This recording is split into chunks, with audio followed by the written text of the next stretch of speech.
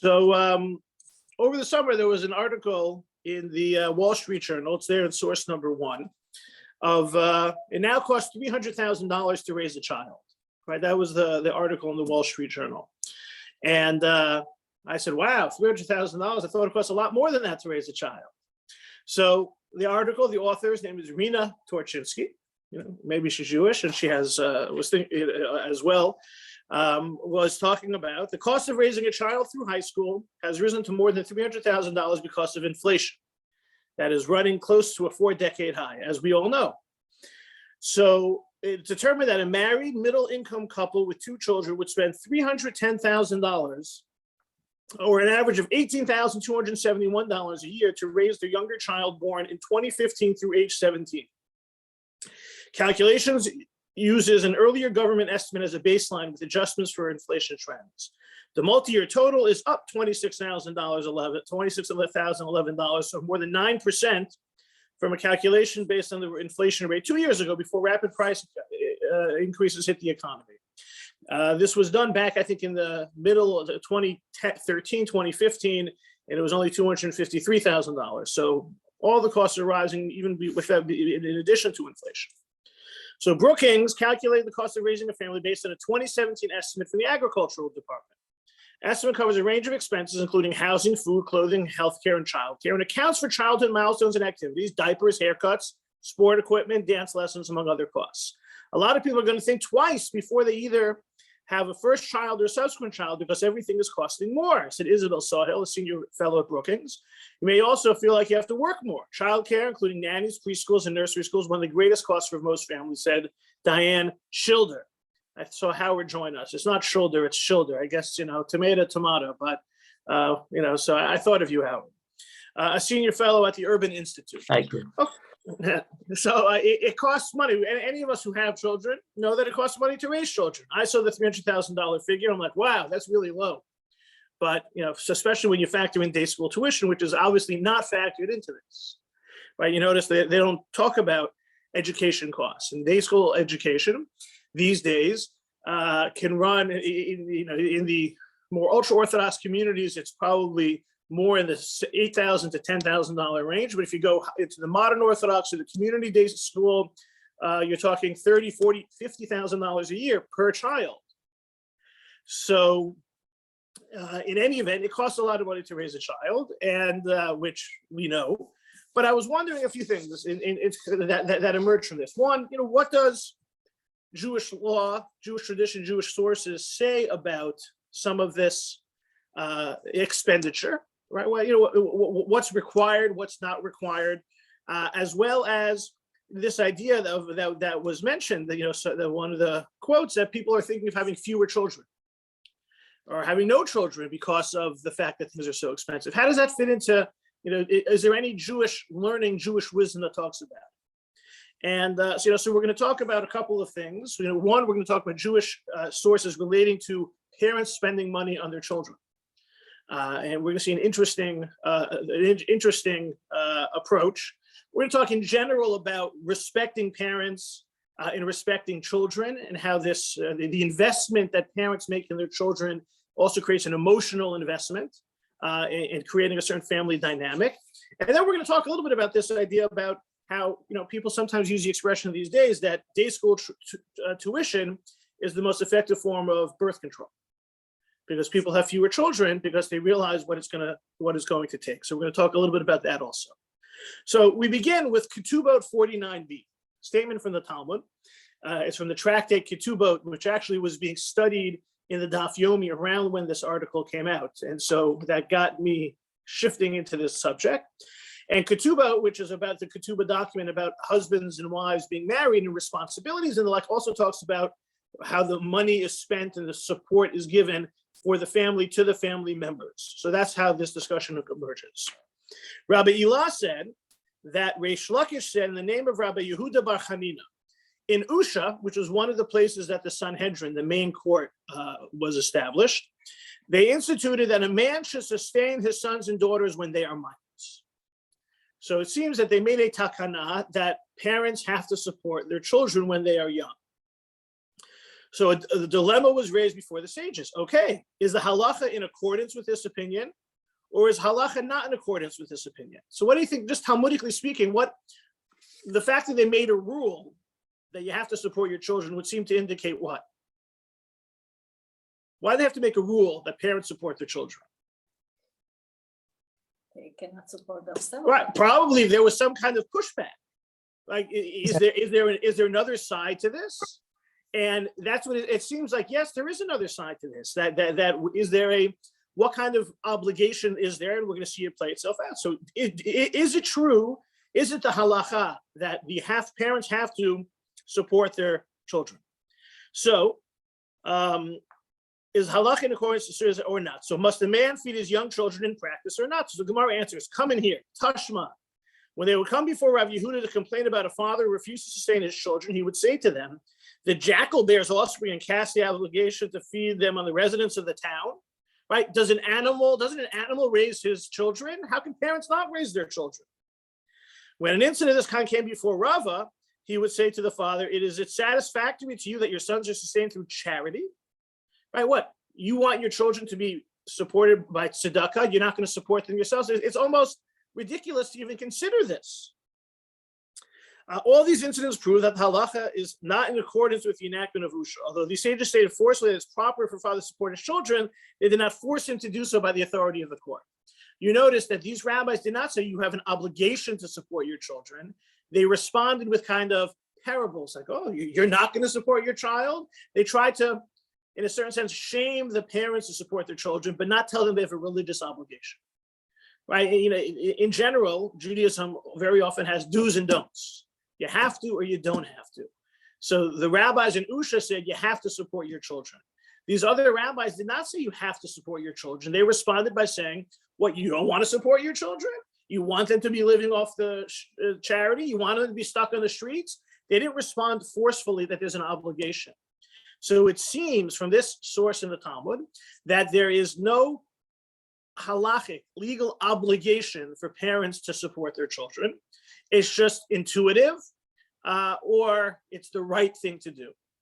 And in fact, the Talmud on the next page in Ketubot, source number 3, says, happy are they, it's a quote from the book of Psalms, source number 3, happy are they who perform charity at all times. Wonderful to always do charity. So how can you do charity at all times? Is one always in the presence of paupers, right? Are you always with poor people that you're going to support charity, do charity always? Therefore, our rabbis in Yavne taught, Yavne was another stop of the rabbinical court. This is referring to one who sustains his sons and daughters when they are minors. You're considered giving charity all the time by supporting your children as they grow up. As stated above, he is not formally obligated to support them, and therefore when he does so, it is a form of charity that he gives on a constant basis. So you don't have an obligation to support your children. What is it? Tzedakah. It's viewed as charity. Now, we may not think of it as such, but from a Jewish legal perspective, it's viewed as charity. Rabbi Shmuel Bar Nachmani says this is referring to one who raises an orphan or an orphan girl in the house and takes care of them and marries them off. No. Children is not charity. You're not giving charity when you raise your children. You're giving charity if you adopt children.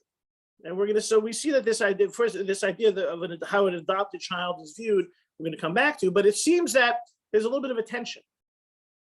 Are parents supporting their children? Is that an obligation? Is that an emotion? Is that charity? And I think that many of us would assume that many of us would not associate charity with raising our children. That's what parents do. That's what families are about. But it seems that the Talmudic text, and as we're going to see in source number 4, Jewish law, seems to understand that there's no legal obligation. Before what does it mean, no legal obligation? Like, does it matter if you're obligated or not obligated? You do it. So what is the difference? So the difference really is not just semantic. It also has to do with communal practices. And is it actionable? So, nowadays when we think of Jewish law, we don't think of Jewish law as being actionable because we don't have the opportunity to, we don't necessarily have the opportunity to force Jews to keep Jewish law anymore.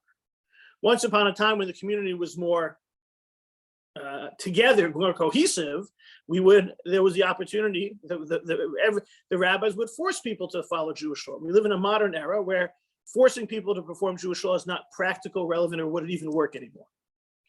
As much as rabbis would like to do it, we don't have that opportunity to force people to follow Jewish law. But the actionable item would be, as we'll see in source number 4, can someone be forced to pay when they don't want to pay? Now you're thinking, what kind of person would not want to support their children? Well, every now and then, sometimes our children may do something that we kind of feel like, wait a second, I don't really want to help you with that, especially if they're being disrespectful. Not that anyone else's children would be disrespectful. I'm just speaking from my own experience. But the idea of that technically speaking, if a parent would withhold funding from the child, could the community instead force the parent to pay for the child? Similar to the idea of child support that you encounter in divorce situations where sometimes it's contentious how much one spouse will pay. What do they sometimes do? They garnish the wages, right? They take the money out automatically because there's an obligation. So Jewish law could do something like that. So let's see how this issue is addressed in Jewish law in terms of in how it's meant to be understood. So source number 4. So source number 4 is from the Shulchan Aruch, Evan Ezer 71:1. A person is obligated to support his sons and daughters until they reach the age of 6. From that age, he's required by rabbinic decree to support them until they grow up. If he does not wish to support them, we admonish him until he complies. If he still refuses, we announce to the public, so-and-so is a cruel person, does not wish to support his children. He is worse than an unclean bird. Even that bird cares for its chicks. But we cannot force him to support his children, right? We have to use societal pressure, communal pressure, shame, things of that sort. But this only applies when we have assessed that he cannot support them financially, right? It's not an obligation if he doesn't have the money. If he doesn't really have resources, then we can't force him. We just have to try and convince him. He thinks he can't afford it. Well, we show him that he could afford it because he has to pay for it. But if we assess him and found that he has the money to give to charity, and this would allow the children to live, we take the money from him by force in the name of charity and support the children until they grow up. So the rabbis kind of merge all of these sources together. Of course, parents should support their children. That's what animals even support their children.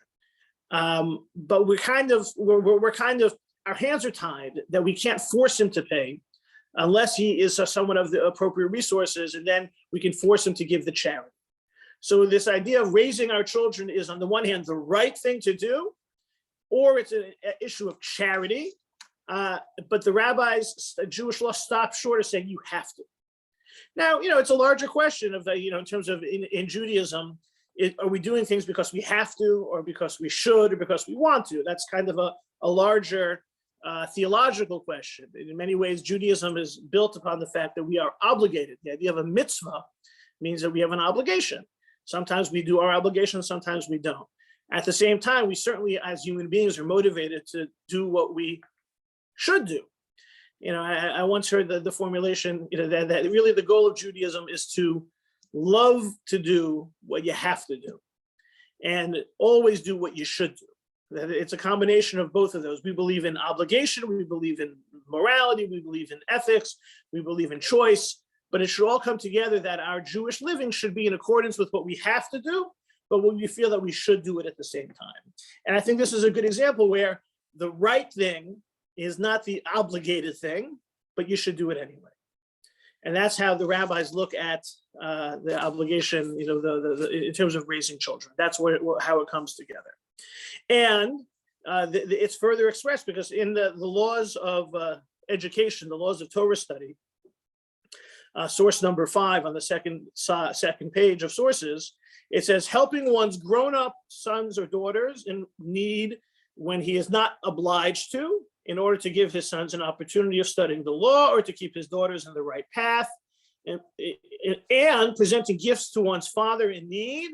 All this comes under the general head of charity. In fact, such charity is to be preferred to other forms.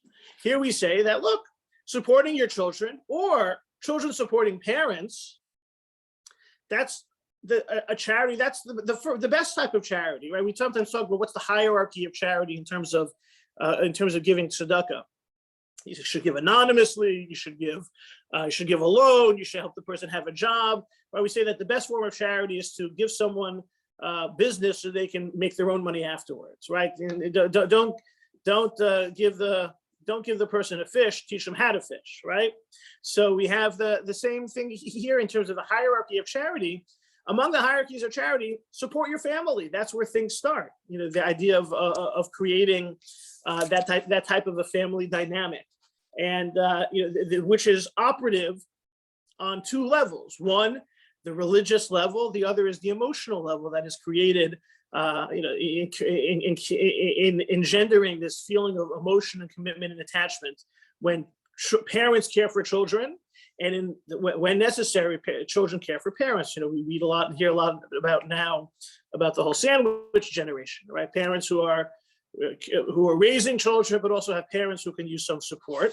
Shulchan Aruch, source number 5, seems to indicate that the type of support that parents give to older children beyond the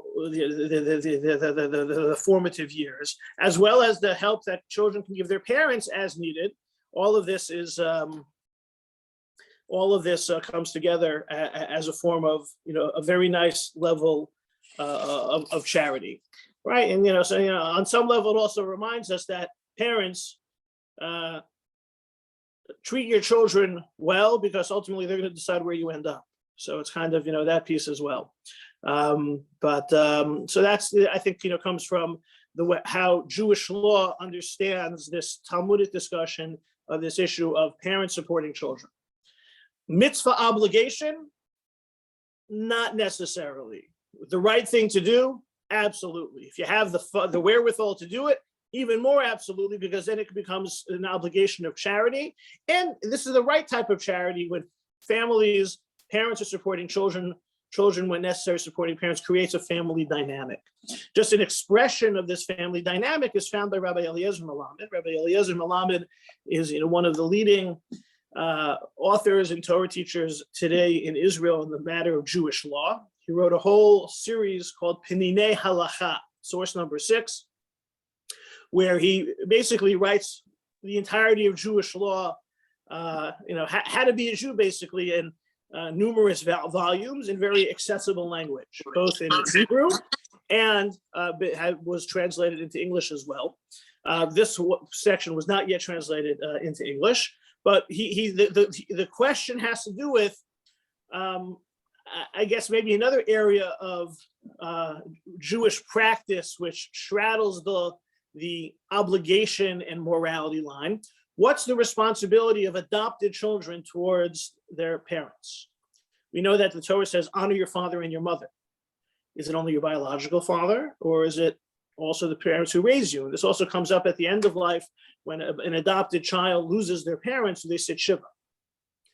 So Rabbi Melamed, dealing with this, talks about the idea of horim, parents, sheyilduhu, natural parents. Then he has in the parentheses on the first line, horim biologium, biological parents, right? You have the biological parents and you have the adopted parents.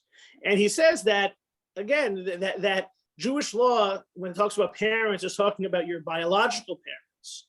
But mitzad chova musarit, from the proper way to act, obviously, if parents raise an adopted child, that adopted child has a certain debt of gratitude towards those adoptive parents that, even if you move around away from the halakhic obligation, there's still a very strong emotional attachment, which engenders a religious response, which is that of gratitude, right? And that becomes, he invokes what we saw before, that statement from the Talmud, which says, who's considered someone who gives charity constantly? Well, that's someone who adopts children and raises them. And so, the idea, what emerges from some of the sources on the subject of raising children or financial investment in raising children is, it's the right thing to do. It creates the appropriate relationship emotionally between parents and children, which then comes around when we're talking about children helping parents when the time comes. It creates that proper relationship in the home.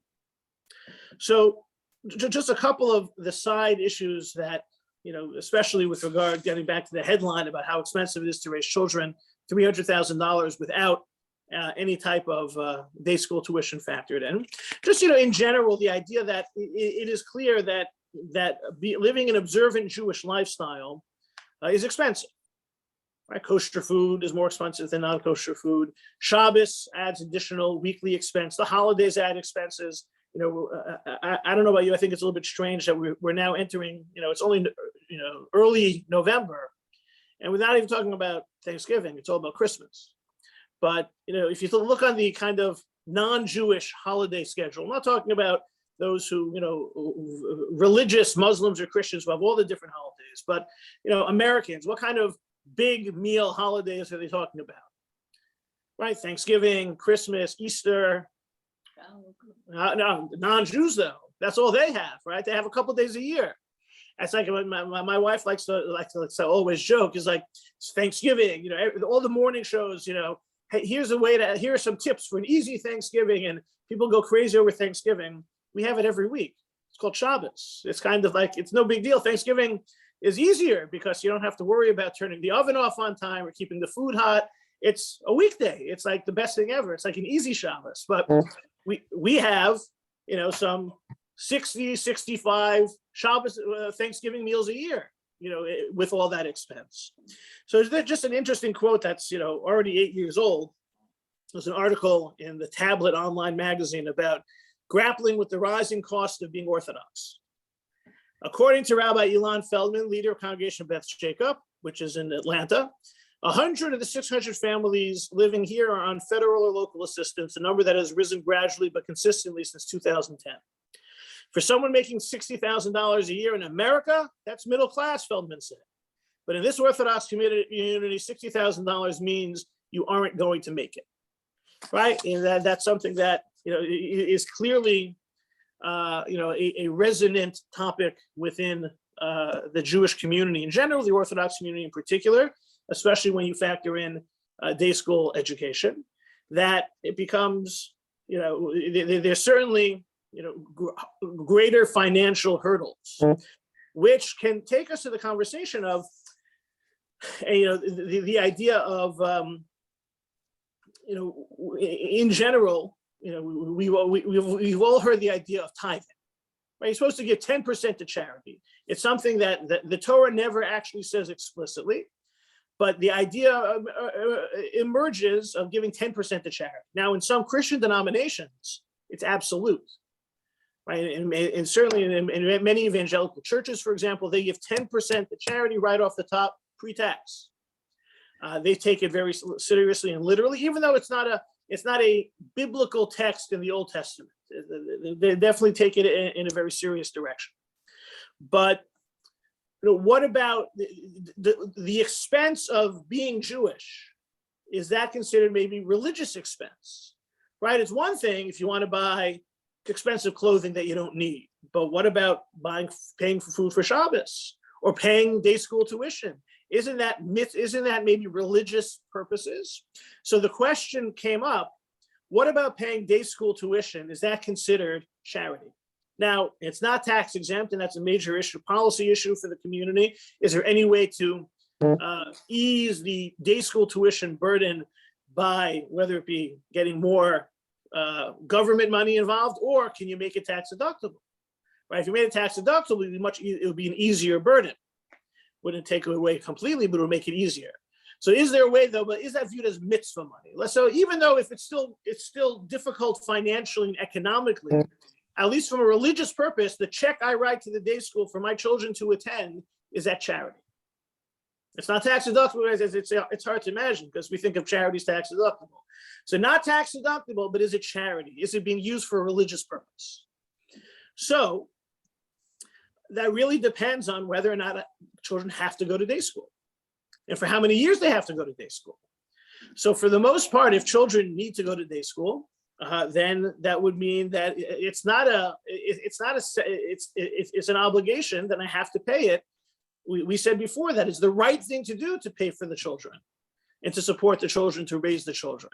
It's not an extra charitable purpose. It's a sine qua non, it's an obligation. So the question was asked by Rabbi Baruch Fried in source number 8.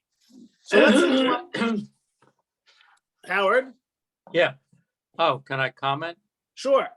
Oh, two quick things. Number one, could we extrapolate from the laws regarding inheritance, where there is clearly, from the Jewish perspective, no obligation to leave to children? I believe I know also in the American law.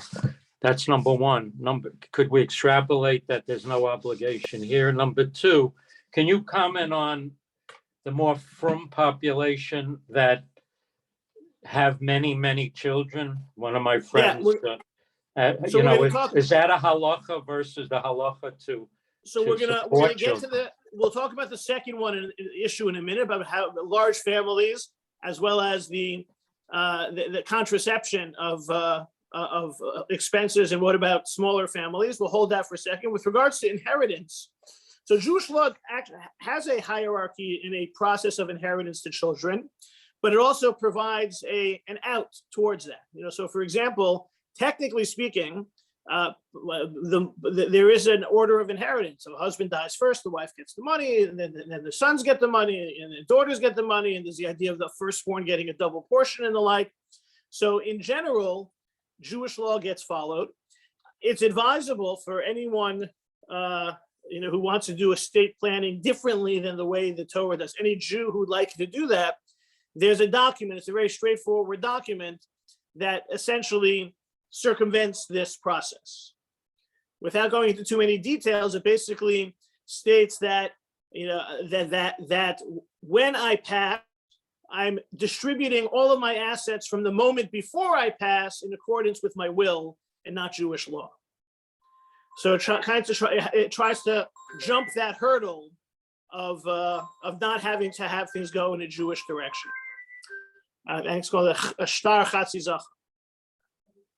So in general, many lawyers, Jewish in particular, but non-Jewish also, who have Jewish clients, know about this document. It's a fairly straightforward document. You sign that, and then you can go in that direction. And it's kind of advisable so that the estate planning can proceed as desired without needing to run up against any Jewish law. So can we use is tuition considered a religious use of money, or is it what we have to do to support our kids? For those who, if that's the direction we're going in. Not everyone goes to Jewish day school. It's not always a financial decision. Some schools are very good. You don't have to do it. The same thing can apply for Hebrew schools or bar mitzvah tutors, anything that we give education, any religious education. So source number 8, can one use maser money for tuition payments? Is that considered a religious use of money? The general rule is that one cannot use that maser money to pay for mitzvahs because he's otherwise obligated to do so. For instance, there's a mitzvah to pay back a loan, but because one is obligated to pay back his loan regardless, you can't use maser money for that. Basically, if you have to do it, it's not considered charitable or religious or the like, because if you have to do it, you have to do it. Again, as we said before, raising our children is not necessarily considered an obligation, but you have to do it. So there's a halacha that one is obligated to teach his son at the very least chumash. This would mean that one definitely cannot use maser money for his son's early education. If you have to teach him how to read Hebrew, you have to teach him how to be a good Jew, then you have to, it's not considered maser money. The Shulchan Aruch Harav says that one may use maser money for older boys' tuition. Right? Once people have the basic education, all of the extras might not necessarily be obligated, but the Aruch HaShulchan and Chofetz Chaim disagree that one cannot use maser money for boys' tuition. So the idea of using money, charitable maser money for religious education, well, if they need the education, then it's not considered extra. But if they don't need the education, then it is considered. So that's why the Shulchan Aruch Harav says that once they have the basic education needed to be good Jews, then you can consider the rest, in a sense, maser as optional spending. Practically speaking, Rabbi Moshe Feinstein says the entire discussion is moot by pointing out that in today's society, one is legally required to send his children to school. He has no option to keep them home, I guess, unless homeschooling, and also certainly may not send them to a public school. recognizing Rabbi Feinstein thinking that, public school is not a place to educate a Jewish child. Therefore, under the circumstances, he's obligated to send boys and girls to Jewish schools. This would mean that you cannot use master money as long as they have to be in school. So the idea, again, from the letter of the law, maybe Jewish religious education is extra, so you can use your charitable dollars towards it. But practically speaking, it seems, and Rabbi Feinstein makes this point specifically, that religious education is necessary for them to be good Jews. So therefore, you shouldn't look, it's no longer an optional spending. It's no longer charitable spending. It's required spending. Just like right? It's almost, we're not interested in, is this a mitzvah or is this the right thing? Bottom line is, the next generation needs to be educated as Jews. There's no optional about this. And, it raises a couple of interesting points that, for discussion. And I don't think there's a right and wrong, but it's certainly an interesting conversation. I know plenty of good Jews who didn't go to day school. So, I don't know if Rabbi Feinstein is absolutely correct. I think he's speaking from his experience in his community where day school was expected. But, the idea of, if day school is more discretionary, well, then maybe it's, then maybe it could be used for some of the religious spending. So, for example, it's a phenomenon in many parts of the Orthodox community that high school graduates spend a year of study in Israel. They have a gap year afterwards. So maybe that's what you spend on that gap year for religious study. Maybe that is discretionary, right? That's an added bonus that you don't have to. Young people don't need that year. So if I'm going to send my child to a gap year program to study Jewish subjects, maybe that is discretionary. Maybe I could use my charitable dollars, my religious charitable dollars towards that, right? My son is going to a yeshiva. I'm paying that yeshiva. Maybe that's from my master money because I don't have to send him there. And so it's additional religious spending. I get kind of credit for that from tithing. But for my children to attend day school, as long as I have to go to school, I don't get credit for that. I'm choosing to send them there. That's my choice.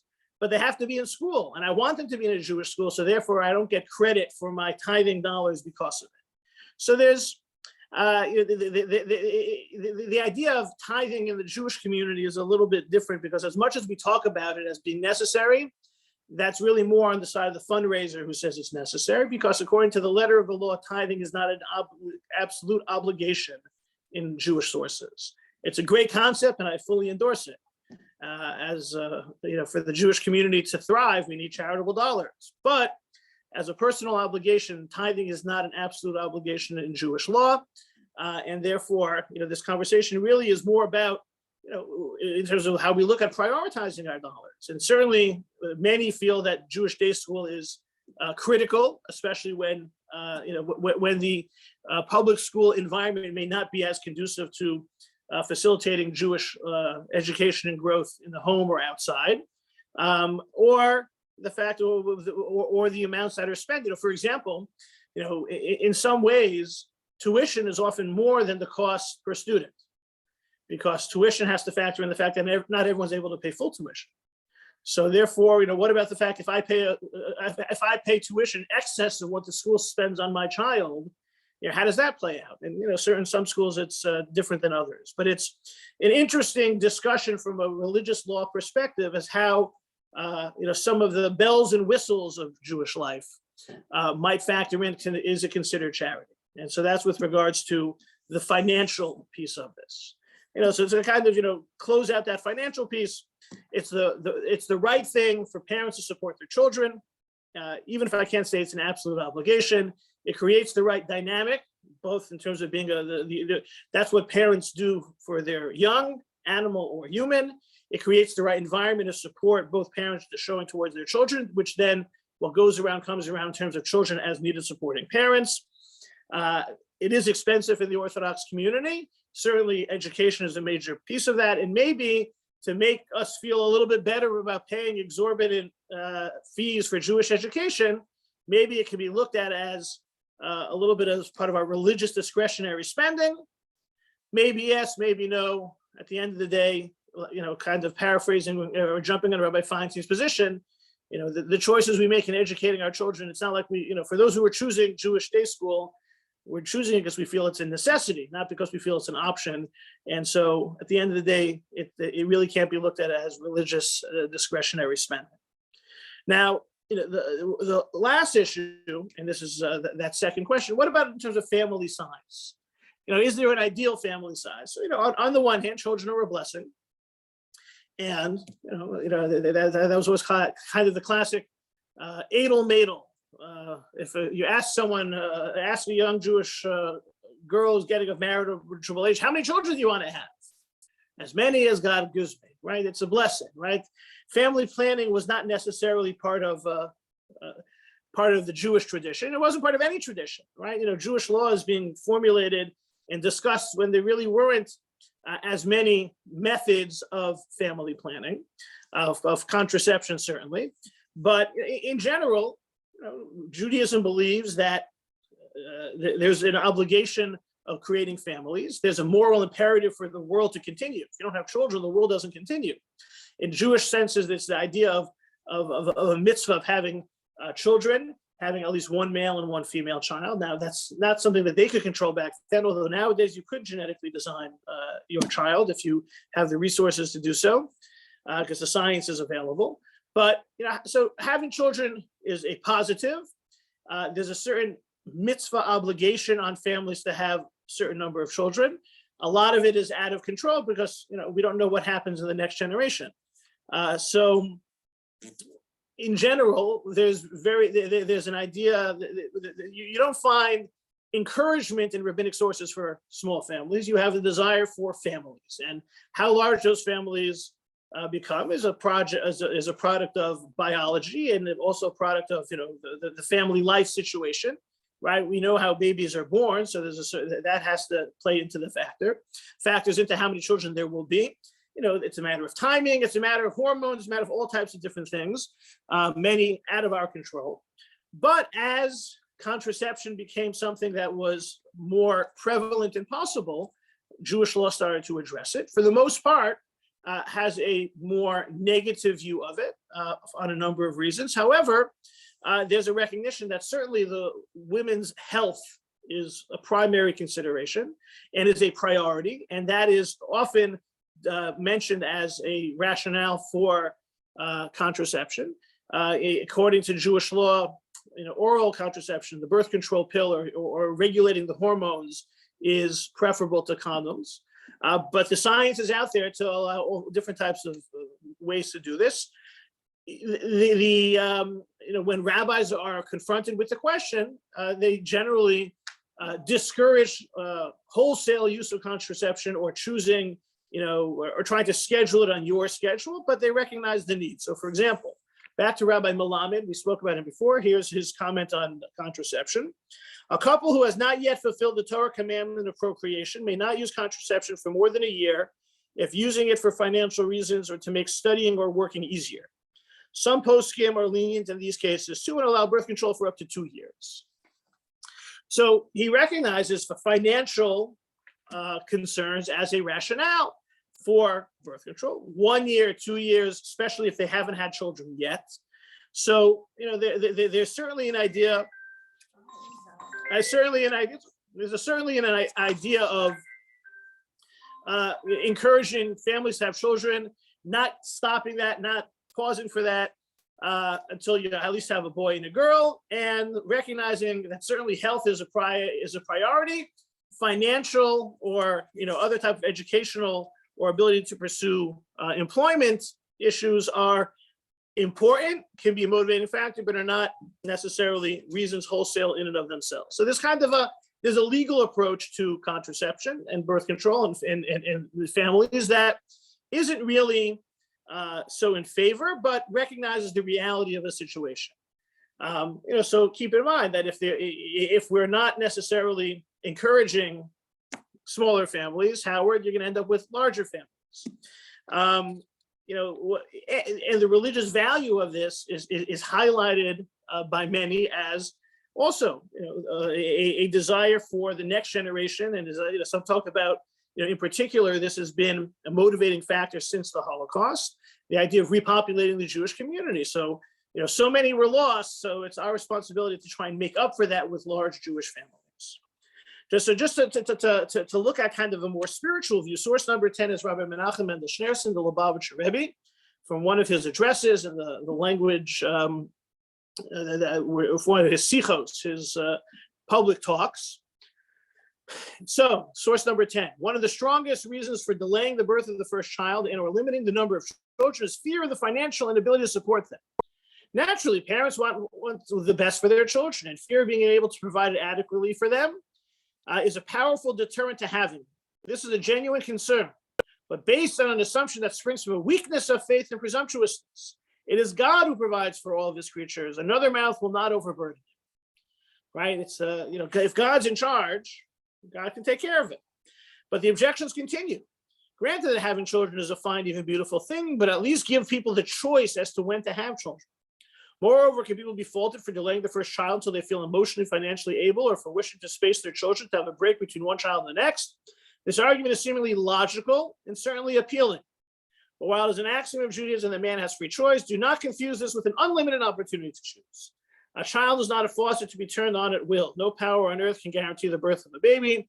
That decision, that power is God's and God's alone. Third partner in every child. Possible blessings so spurned earlier may not be available later. Take his blessings when he offers them gratefully, and rest assured that this third partner is benevolent, all-knowing, who can be trusted to know the best time.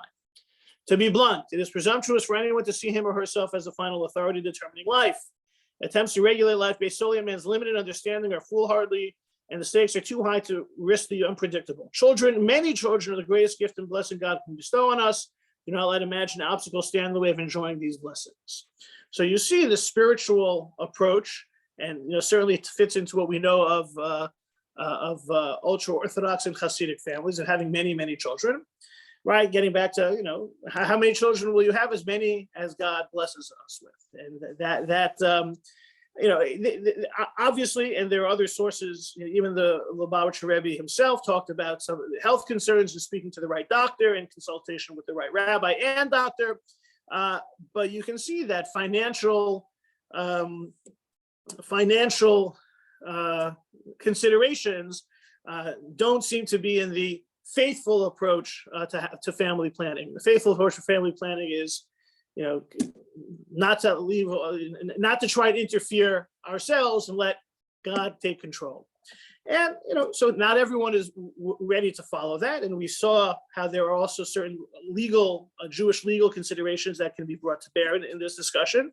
And obviously every case is different, but it's probably not surprising for us to find a Hasidic rabbi advocating as many children and don't think of anything else and just rely upon God, at least as a general pronouncement, right? Individual cases will be different. And in fact, were discussed by Rabbi Schneerson as, every case being different, but as a general rule, we shouldn't let, as is said these days, high tuition be any reason for any motivation for contraception. But, it is a reality, so children are getting more expensive. In Judaism, we recognize that supporting our children is a supreme value. In some sense, an obligation, maybe not an actionable obligation, but it does create the right family dynamics so that our children are encouraged to be able to grow and thrive, also creating an emotional connection that hopefully what goes around comes around, recognizing that the high cost of Jewish living is, that's the price for doing business. It could be that religious education might be some discretionary spending, but if it's something that we feel is essential, maybe it doesn't necessarily count as charity as long as it's within the realm of usual education. Maybe if we pay for the bells and whistles of an extra year of study or something of the like, then it could count as religious discretionary spending. And financial considerations may be viewed as a reason for birth control or family planning. We see that it's a more limited approach that the rabbis generally take. And then certainly from a faith perspective, full speed ahead, don't let anything get in the way except God's blessings, however they come. Questions or comments or thoughts?